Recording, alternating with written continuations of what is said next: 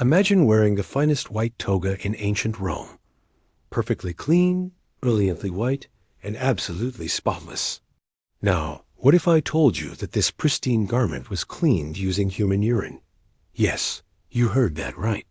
For over 500 years, the mighty Roman Empire built an entire industry around collecting, processing, and using human pee to clean their clothes.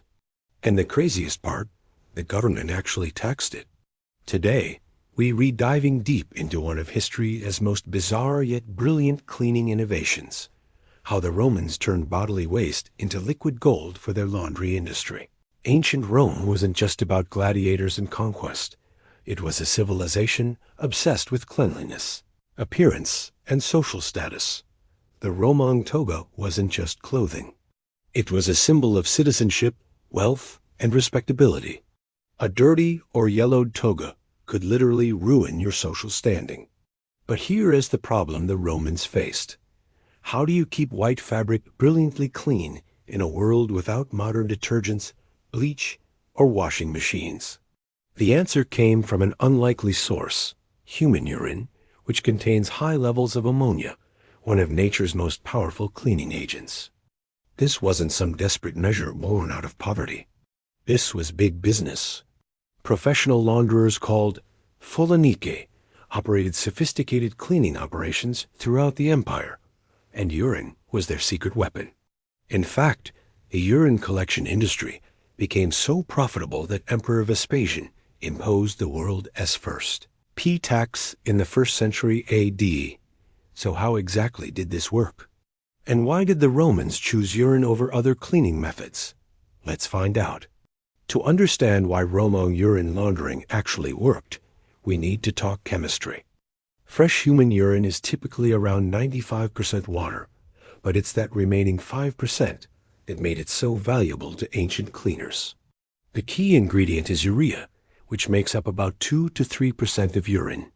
When urine sits and begins to decompose, a process called putrefaction, bacteria break down the urea into ammonia. This is why old urine has that distinctively sharp, pungent smell. That ammonia is exactly what made Roman urine so effective as a cleaning agent. Ammonia is alkaline, meaning it has a high pH level. This alkalinity helps break down oils, grease, and organic stains that would otherwise cling to fabric fibers. Modern cleaning products still use ammonia for exactly the same reasons. It cuts through grime like nothing else. But the Romans discovered something even more remarkable. Aged urine, sometimes called lant, wasn't just good for removing stains. The ammonia had a bleaching effect that could restore yellowed or dingy white fabric to its original brilliance. For a civilization that prized the pristine white toga as the ultimate status symbol, this was revolutionary. The ammonia content could reach concentrations of up to 1% in well-aged urine, making it roughly equivalent to some modern household cleaners. And unlike many harsh cleaning chemicals we use today, urine was readily available, renewable, and once you got past the smell, relatively safe to handle. Now, you might be wondering, where did the Romans get all this urine?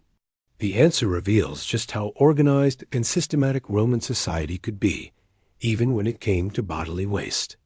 The collection process started with public urinals called Vespasiana, named after Emperor Vespasian, who famously taxed their contents. These weren't just random pots placed around the city. They were strategically positioned facilities designed to maximize collection efficiency. Think of them as the ancient equivalent of recycling centers. But the real innovation was in Roman homes and workshops. Wealthy Romans would have special collection vessels in their houses, and even visitors were expected to contribute to the household's urine supply.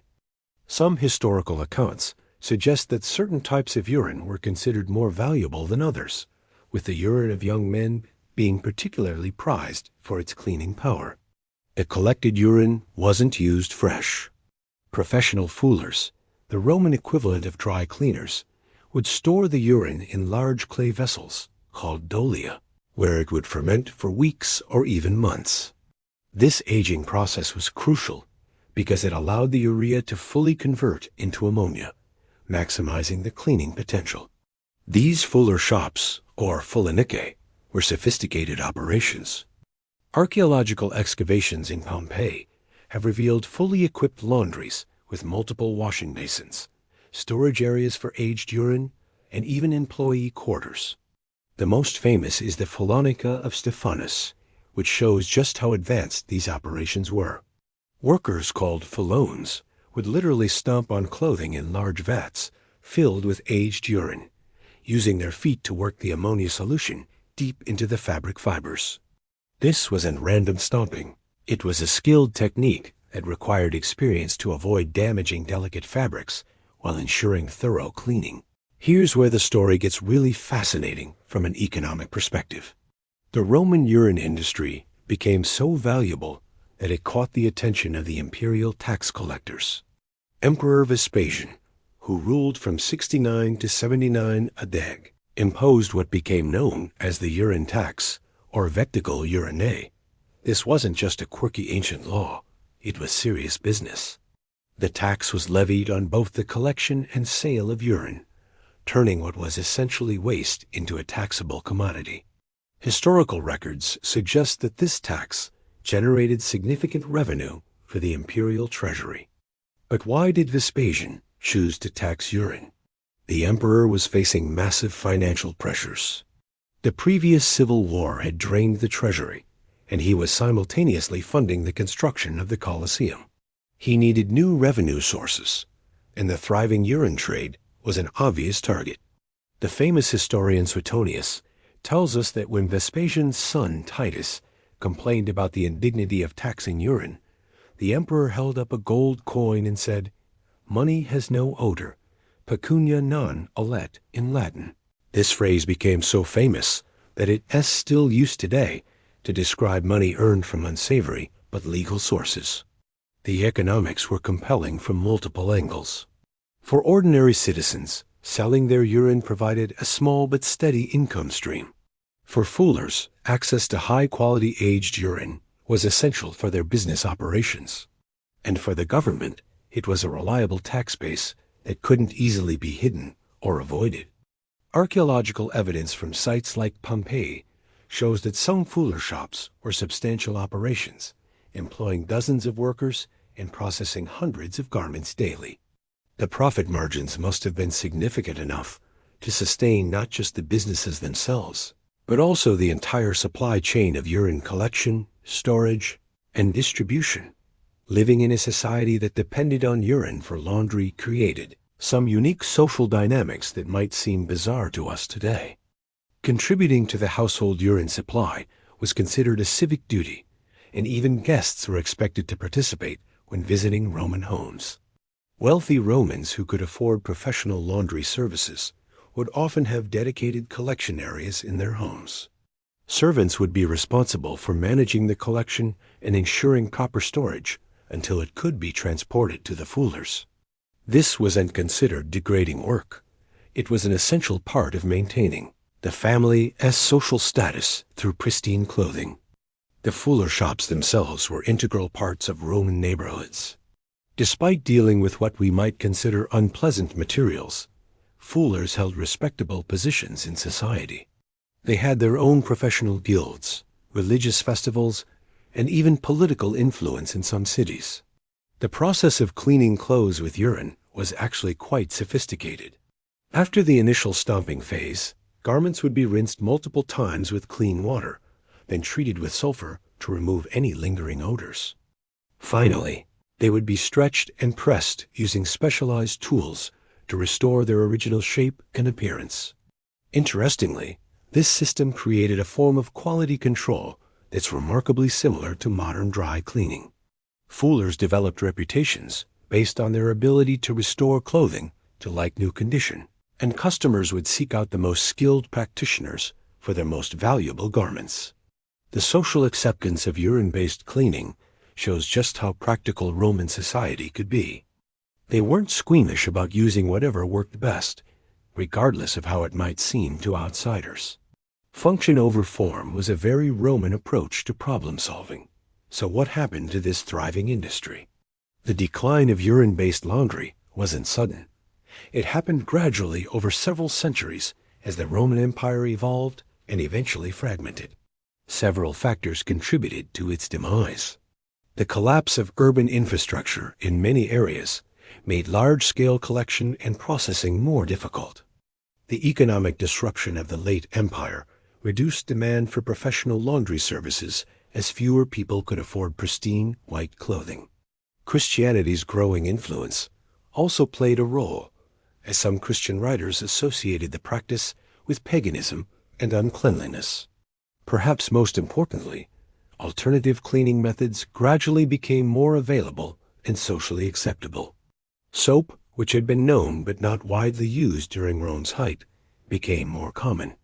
Other alkali sources, like wood ash, proved easier to obtain and less socially controversial. But the Roman innovation didn't disappear entirely. The use of urine in textile processing continued in various forms well into the medieval period and even beyond. In some parts of Europe, urine continued to be used for cleaning and dyeing textiles until the 18th century. The ammonia-based cleaning principle that the Romans discovered remains fundamental to modern cleaning chemistry. Today, as household cleaners often contain synthetic ammonia that performs exactly the same function as Roman urine, breaking down stains and brightening white fabrics. In fact, some traditional textile processes still use fermented urine today.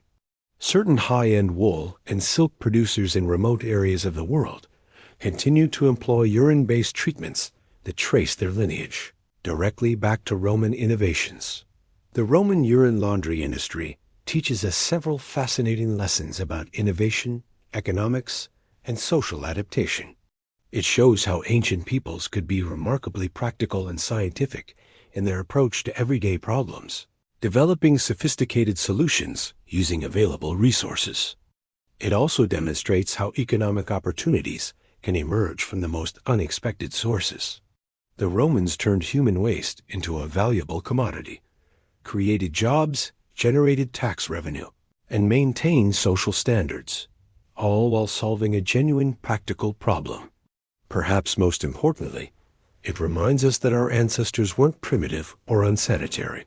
They were intelligent problem solvers who developed effective solutions within their technological constraints.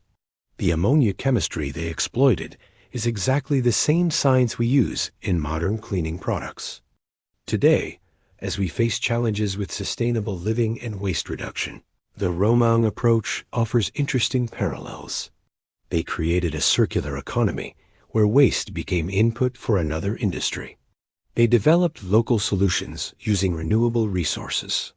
And they proved that social acceptance of unusual practices can emerge when those practices provide clear benefits. The next time you see a pristine white shirt or use ammonia-based cleaner, remember the Romans who discovered these principles 2,000 years ago, one collection vessel at a time. What do you think about the Roman urine laundry industry? Would you have participated in this system if you lived in ancient Rome?